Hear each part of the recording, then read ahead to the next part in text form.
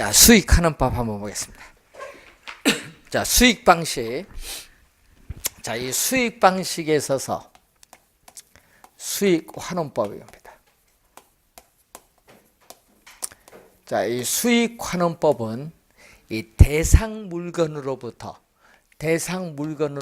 장래 산출할 것이라고 기대되는 이 순수익 또는 이 미래의 현금 흐름, 장래 산출할 것으로 기대되는 순수익 또는 미래의 현금 흐름을 우리는 환원을 하죠. 그래서 우리는 환원, 이율로 환원합니다. 환원 이율로 환원하거나 또는 미래의 현금 흐름을 또 할인율로 할인을 해요.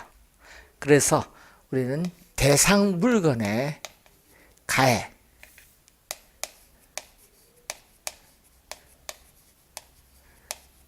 대상 물건의 가액을 산정하는 감정평가 방법을 수익환원법인데, 이때 대상 물건의 가액을 우리 뭐라고 한다? 수익가액이라고 하죠. 자, 장래에 산출할 것으로 기대되는 순수익의 안정적이라고 본다면 환원율이 높으면 수익가액은 뭐한다? 낮아지고, 예? 또 환원이율이 낮으면 수익가액은 높아지기 때문에 환원이율과 수익가액은 서로 어떤 관계? 반대 방향으로 변동하는 역관계에 있다. 반대 방향으로 변동하는 역관계에 있다는 것을 알 수 있습니다. 자, 그러면은 이 수익환원법을 구성하는 3요소가 순수익, 환원율, 수익가액을 구하는 수익환원 방법이 3요소인데, 자, 그러면 계산 문제는요, 요걸 구하는 걸 출제하기도 해요. 계산 문제는. 수익가액 구하는 걸 출제하기도 하고요. 자, 그리고 원래는 환원이율이 좀 중요하거든요. 자, 우선은 수익환원법을 구성하는 3요소 중에 순수익. 자, 순수익은 영업소득을 얘기하죠. 그래서 순수익은 연간 단위로 구한다.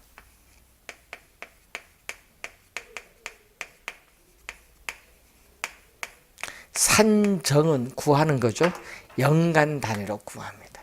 그래서 대상 부동산에 귀속되는 우리가 수익을 얘기하는데, 자, 여러분이 예상되는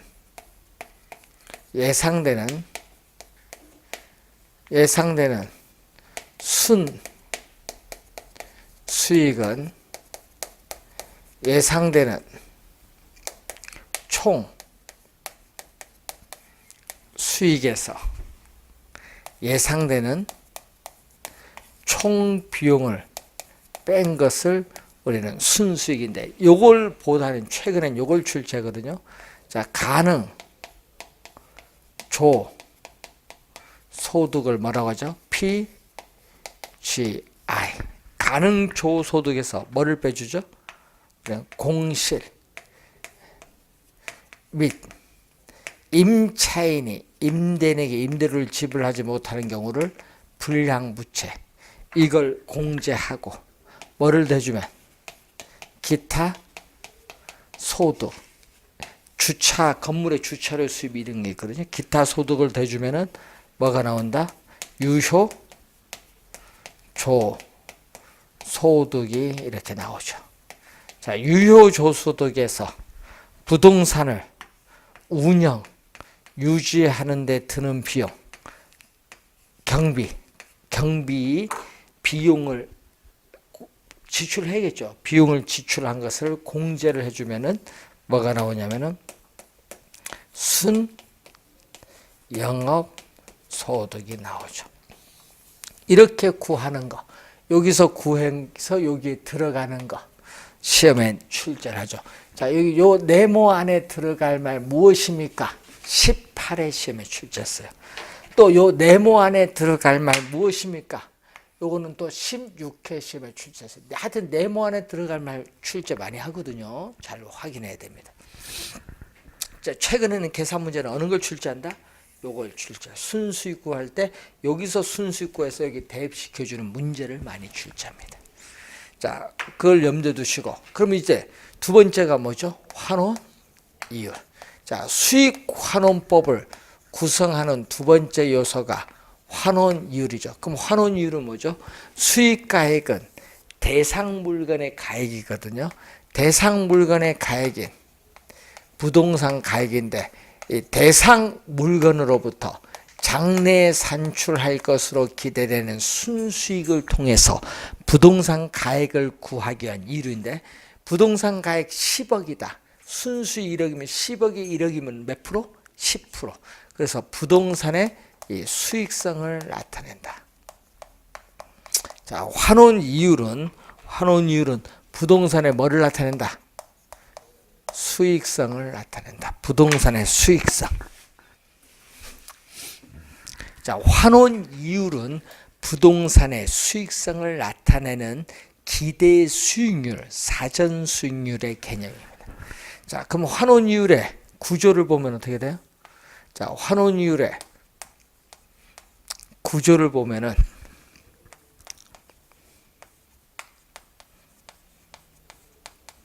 환원 이율은 투자한 자본으로부터 미래에 예상되는 수익, 자본 수익률에 뭐를 대줬다? 자본 회수율을 대준 개념. 미래에 투자한 자본에 대한 감가상각분을 회수를 해야 된다. 이때 평가이론에서는 미래에 예상되는 자본 수익을 현재의 가치로 할인을 해야 되기 때문에 평가이론에서는 자본 수익률을 할인율의 개념으로, 자, 그리고 자본 회수율을 무슨 개념으로? 감가 상각률의 개념으로.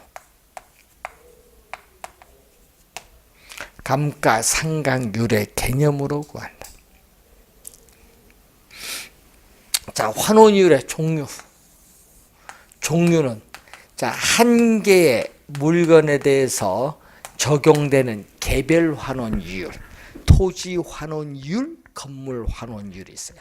또 두 개 이상의 물건, 토지, 건물 두 개 이상의 물건에 적용되는 종합 환원 이율의 개념이 있고, 또 감가상각률 포함 여부에 따라 상각 전 환원 이율, 상각 후 환원 이율의 개념이 있고, 소득세, 세공제 포함 여부에 따라 세공제 전 환원 이율, 세공제 후의 환원 이율의 개념도 있습니다.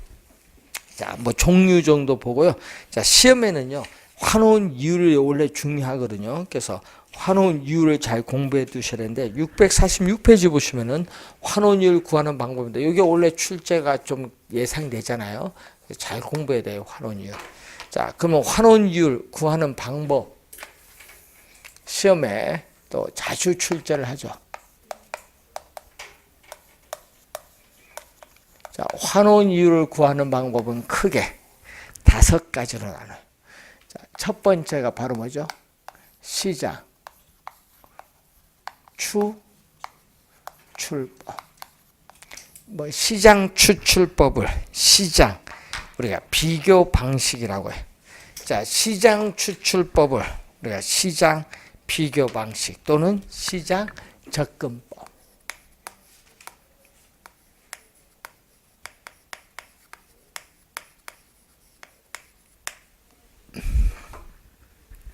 시장 접근법. 그래서 이렇게 구하거든요. 환원 이율은 시장 접근법으로 구할 수도 있다. 맞는지만. 자, 여러분, 평가 대상 물건과 가장 유사한 최근의 거래 사례를 수집을 해서 그 사례에서 직접 환원 이율을 구하는 방법을 얘기합니다. 자, 두 번째는 요소 구성법.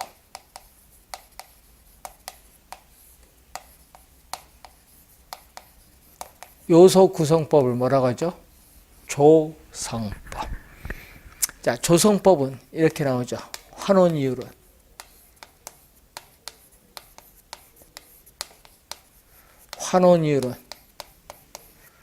순수 이율의 오이협률을 가산한 율로 한다. 자, 순수 이율의 오이협률을 가산한 율로 한다. 이때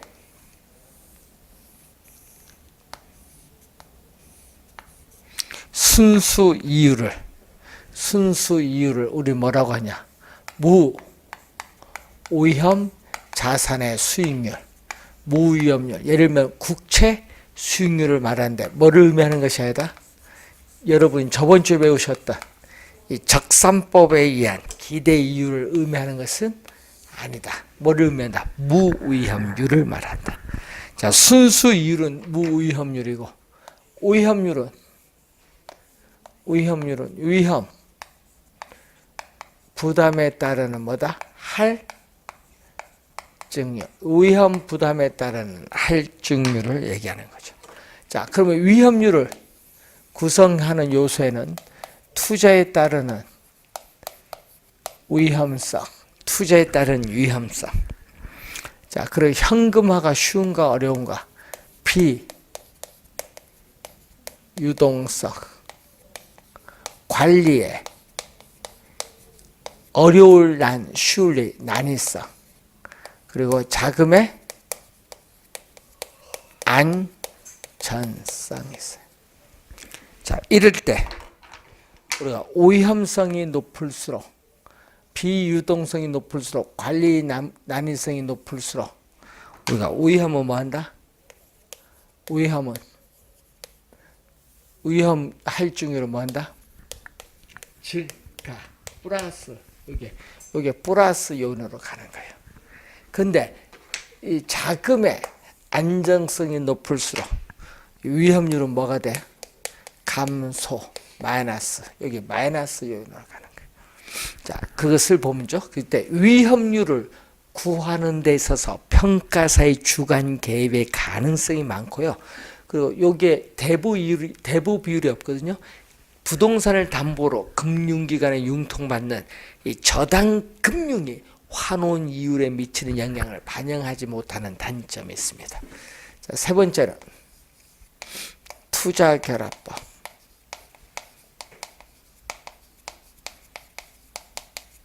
자, 투자결합법은 두 가지가 있죠. 물리적 투자결합법, 그리고 금융적 투자결합법. 자, 물리적 투자결합법과 금융적 투자결합법 두 가지가 있어요. 자, 물리적 투자결합법은 이 복합부동산인 경우에 적용해요. 자, 토지와 건물이 결합된 이 복합부동산인 경우에 적용한다. 자, 복합부동산의 순수익, 즉 소득을 창출하는 부동산의 능력이 토지와 건물이 서로 다르며 토지 소득, 건물 소득이 분리될 수 있다는 가정에 근거해서 구하는 방법을 물리적 투자 결합법. 토지, 건물 두 개 이상의 물건에 대해서 적용되는 무슨 개념? 종합 환원 이율의 개념. 그러니까 토지, 건물로 분리를 해야겠죠. 자, 토지 투자자의 요구 수익률을 토지 환원 이율. 자, 건물 투자자의 요구 수익률을 우리는 또 건물 환원 이율인데 이게 서로 달라요. 아까 토지 소득을 창출하는 부동산의 능력이 서로 다르며 하니까 토지 환원 이율과 건물 환원 이율은 서로 뭐하다? 다르다. 자, 그러면 이게 토지 부분, 요거는 건물 부분 이렇게 분리될 수 있어요. 자, 그러면 여기 가중치가 들어가는데, 그러면 이 가중치가 뭐죠? 이 가중치가 전체 부동산 가격에서 토지 가격이 차지하는 비율. 토지 가격 구성비. 여기는 전체 부동산 가격에서 건물 가격이 차지하는 비율. 이것을 의미하는 개념. 자, 금융적 투자결합법은 물리적 투자결합법이 가지는 한계를 보완했습니다. 자, 금융은 자금을 융통받는 거거든요. 그래서 지분 투자자의 요구 수익률. 자, 여러분이 지분 투자자의 요구 수익률을 지분 환원율. 자, 지분 투자자의 요구 수익률을 지분 환원율. 이때 지분 환원율은 자기 자본 환원율을 말하고, 이 자기 자본 환원 이율을 우리는 한 해의 소득을 기준으로 계산하는 지분 배당률을 의미하겠죠. 여기다가 저당 투자자의 요구 수익률을 저당 환원율. 저당 환원율을 뭐라고 한다? 우리는 타인 자본 환원 이율이야. 타인 자본 환원율. 지분 투자자의 요구 수익률과 저당 투자자의 요구 수익률이 서로 뭐하다는? 다르다는, 서로 다르다는 데 착안을 해서 금융적 측면에서의 투자 자본을 구분하는 방법을 금융적 투자결합법인데, 이때 저당 환원율로서 이 카즈딘이라는 학자는 이것을 저당 상수로 취급을 하죠. 자, 그럼 여기는 부동산 가격, 가중치, 부동산 가격에서 자기 자본이 차지하는 비율. 이건 부동산 가격에서 타인 자본이 차지하는 비율. 저당 비율을 우리는 대부 비율인 LTV를 의미하는 개념이죠. 자, 금융적 투자 결합법을 개량해서 발전시킨 이론이 네 번째 뭐다? 엘우드법. 엘우드법은 지분 수익의 극대화를 추구하면서 지분 수익률, 그러면 총 자본 수익률, 종합 수익률을 강조하는 것이 아니라 뭐를 강조하고 있다? 지분 수익률을 강조한다. 그래서 엘우드법은 환원 이율에 영향을 미치는 요소가 세 가지가 있죠. 뭐가 있다? 우리는 부동산 보유 기간 동안 매 기간마다 현금 수입과 지출, 또 매 기간마다 원리금 상환을 함에 따라 기간 말에 자기 자본이 증가하는 지분 형성분, 지분 형성분, 기간 말 부동산 가치 상승분 또는 하락분, 이 세 가지가 환원이율에 영향을 주고 있어요. 그래서 이 엘우드법은 환원, 부동산 가치를 구하기 위한 환원 대상 소득을 우리 뭘로 한다? 세전 현금. 부동산 가치를 구하기 위한 환원 대상 소득을 세전 현금 수주로 하기 때문에 세금이 뭐죠? 소득세를 얘기했죠. 이 세금은 소득세. 이 세금이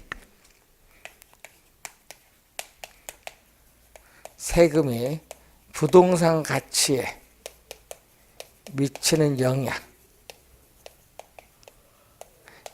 영향을 고려하지 않는다. 단점. 자, 다섯 번째가 부채 감당법. 부채 감당법을 개텔법. 요거는 누구 입장에서? 저당 투자자, 대출자의 입장에서 구하는 거. 저당 투자자, 대출자 입장에서 구하는 겁니다. 위에는 뭐죠? 보통의 일반 투자자인 지분 투자자 입장에서 구한 거죠. 자, 그래서 환원 이율은 자, 24회 시험에 또 계산 문제 출제했었죠. 환원율은 순 영업소득이 부채 서비스액의 몇 배가 되느냐. 이 부채 감당률에 근거해서 구하죠. 자, 이 부채 감당률에 부동산 가격에 대해서 대출금이 차지하는 비율, 대부 비율에다가 저당 상수를 곱해주면 되죠. 자, 요 네모 안에 또 들어갈 말 무엇입니까는 18회 시험에 또 한번 출제했었죠. 계산 문제는 24회 시험. 이 세 가지는 금융기관이 중시하는 요소를 가지고 환원 이율을 구하기 때문에 객관적이죠. 또 계산이 간편하다는 장점이고 또 지나치게 저당 투자자인 대출자, 금융기관을 보호하고 있다는 비판을 받고 있는 내용이 되겠습니다. 자, 여러분 교재에 있어서 우리가 환원 방법 651페이지에 나오죠. 자, 자본 회수의 논리죠. 자, 투자한 자본에 대해서 미래에 감가상각이 되면 자본을 회수해야 되는데 이 자본 회수의 논리에 따르는 환원 방법이 나타나죠. 자, 자본 회수의 논리에 따르는 환원 방법이 나타납니다. 이때 환원 방법은 크게 네 가지가 있어요. 우선 직접 우리가 환원법 또는 줄여서 직접법. 직접법은 토지에 적용해요. 토지. 자, 토지인데 이 농지나 염전 등에 적용을 하겠죠. 자, 그래서 우리는 수익가의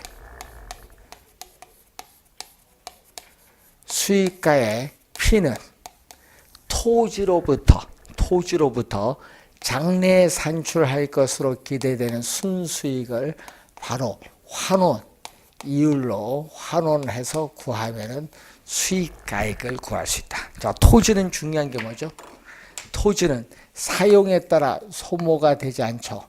자, 감가상각 이론을 적용할 수 없기 때문에 미래에 투자한 자본에 대한 감가상각분에 대해서 자본 회수도 필요하지 않다. 자본 회수가 필요하지 않아요. 직접 환원법은. 자, 직선 환원법 또는 직선법이죠. 여기는 내용연수도 유한하고 수익도 유한한 건물이나 기계 등의 동산에 적용을 하죠.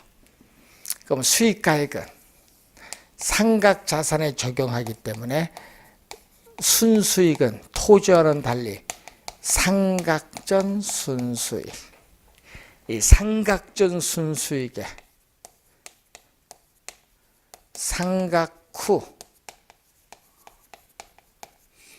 상각 후 환원율에 뭐를 대준다? 상각률을 대준다.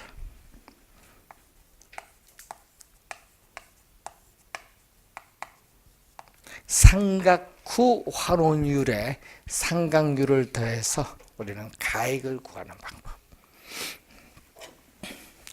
자, 연금법. 연금법을 우두법, 상환, 기금법을 호수, 콜드. 22회 시험에는 이걸로 출제했어요. 22회 시험에서는 연금법을 평균, 연금, 환원법으로 출제했고 상환기금법은 22회 시험에 감채, 기금, 환원법으로 출제했습니다.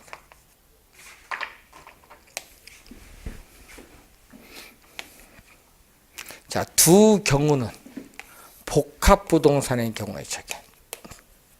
토지, 건물이 결합된 복합부동산의 경우에 적용되는 경우. 자, 그래서 부동산이 부지와 건물, 기타 상각 자산의 결합으로 이루어진 경우에 일반 기업의 경영 또는 부동산 임대에 의해서 발생하는 상각전 순수익, 이 상각전 순수익에 상각전이죠. 여기다가 상각 후 환원 이율, 잔존, 기준 시점에서부터 경제적 내용연수 끝날 때까지 기간, 이 잔존 내용연수를 고려한 복리연금형가율, 우리 연금의 형가계수죠. 복리연금형가율을 곱해서 대상 물건의 가액을 산정하는 감정평가 방법을 연금법이고, 자 여기서 상각 후 환원 이율, 잔존 내용연수, 그리고 축적 이율이 있어요. 여러분 국공채와 같은 안전한 자산에 투자했을 경우에 이율이거든요. 이 축적 이율, 이걸 I로 표현하면 이걸 고려한 수익 형가율을 곱해서 대상 물건의 가액을 구하는 방법을 상환기금법. 계산 문제는 안 내거든요. 개념 정도만 알아두시면 되는데, 자 그래서 연금법은 상각 금액을 재투자하여도 수익을 영장지킬 수 있는 슈퍼마켓, 공장 등의 복합 부동산이나 업권 등에 적용하고, 상환기금법은 수익이 유한한 광산, 채석장, 광업권 등에 적용합니다. 그런데 문제는 이 환원 이율이 축적 이율보다 크거든요. 안전한 자산은 이자율보다 크거든요. 그렇기 때문에 연금법에 의한 수익 가액이 뭐보다 크다? 상환 기금법에 의한 수익 가액보다 크다. 이것은 또 22회 시험에 출제를 했었죠.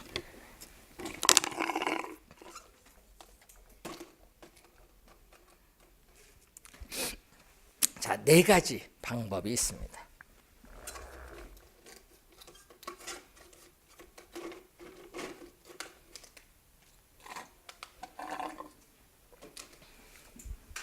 자, 그러면은 자, 이 수익환원법에 환원 이율이 올해 출제 예상된다.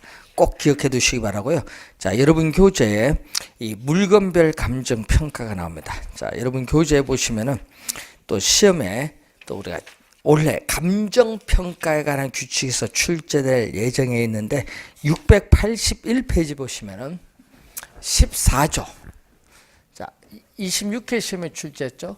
감정평가업자는 토지를 감정평가할 때에 뭐를 적용한다? 공시지가 기준법을 적용해야 된다. 26회 시험에 출제를 했었죠. 자, 건물은 25회 정답지문 또 26회 시험에 출제했어요. 감정평가업자는 건물을 감정평가할 때에 원가법을 적용해야 된다. 건물일 때는 뭐다? 원가법. 시험에는 뭘로 출제한다? 거래 사례 비교법으로 많이 내거든요. 그리고 20조 2항의 건설기계, 20조 4항의 항공기는 원가법을 적용하는 겁니다. 그런데 주의할 건 여기에 뭐가 없다? 원가법에 자동차는 없어. 자, 20조 1항에 보면은 이 자동차는 원가법이 아니에요.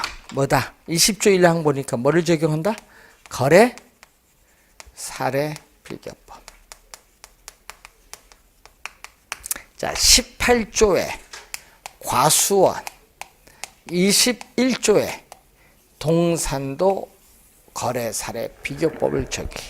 자, 19조에 2항의 광업재단, 23조에 2항, 23조의 3항에 영업권, 특허권, 실용신앙권, 디자인권, 상표권, 어떻게 돼? 저작권, 무형, 전용 측성 이용권, 이런 무형 자산은 또 뭐를 적용한다? 수익 환원법을 적용하죠. 이는 무형자산 주의죠. 자, 24조에 기업 가치 또 뭐를 적용한다? 수익 환원법을 적용합니다. 자, 22조에 요거 26회 정답 질문했죠. 감정평가업자는 임대료를 감정평가할 때 뭐를 적용한다? 임대 사례 비교법을 적용해야 된다. 자, 26회 시험에 정답을 물었는데 문제는 그때 시험에 뭘로 출제했다? 적산법으로 출제했죠. 22조. 자, 17조가 여기 나오죠. 여러분 17조에 보시면은 살림이 나와요. 감정평가업자는 살림을 감정평가할 때에 산지와 임목을 구분하여 감정평가하여야 한다. 이 경우 임목은 거래사례 비교법을 적용하되 지름이 작은 숲인 소경목림은 원가법을 적용할 수 있다. 여기 17조 1항. 2항은 이 산지와 임목을 일괄하여 감정평가할 때에 거래사례 비교법을 적용하여야 한다. 이건 2항. 자, 16조는 건물과 토지의 일괄평가가 나오죠. 집합 건물의 소유 및 관리에 관한 법률에 따른 구분 소유권의 대상이 되는 건물 부분과 그 대지 사용권을 일괄하여 감정평가하는 경우에는 뭐를 적용? 거래사례 비교법을 적용해야 한다. 시험에는 거래사례 비교법을 원가법으로 많이 냅니다. 자, 그리고 25조. 맨 마지막 25조 보시면은 자, 여러분 685페이지 맨 끝에 자, 감정평가업자는 소음, 진동, 일조 침해 또는 환경오염 등으로 대상 물건에 직접적 또는 간접적인 피해가 발생하여 대상 물건의 가치가 하락한 경우 그 가치 하락분을 감정평가할 때에 소음 등이 발생하기 전에 대상 물건의 가액 및 원상, 자, 밑줄은 대상 물건의 가액 및 원상 회복 비용 등을 고려하여야 한다. 밑줄. 하여야는 반드시인데 시험 문제는 이렇게 내거든요. 대상 물건의 가액 등은 고려하여야 하나 원상 회복 비용 등은 고려할 필요가 없다. 이렇게 출제를 많이 합니다. 좀 주의하셔야 되겠네. 자, 그래서 여러분이 원래 감정평가에 관한 규칙에서 한 문제 또 출제할 수가 있어요. 그래서 잘 물건별 평가 한번 확인 좀 해두시기 바라고요. 그리고 원가법, 적산법 개념, 거래사례비교법, 공시지가기준법, 임대사례비교법의 개념, 수익환원법, 수익분석법 개념 정도는 잘 알아두셔야 됩니다. 그것도 시험에 자주 우리가 출제를 하는 부분입니다. 자, 그 내용을 우리가 설명하고 있고 우리가 마지막 우리가 시간에 우리가 부동산 가격 공시제도 또 한 문제 출제되는 범위죠. 이 내용은 잠시 쉬고 시작하겠습니다.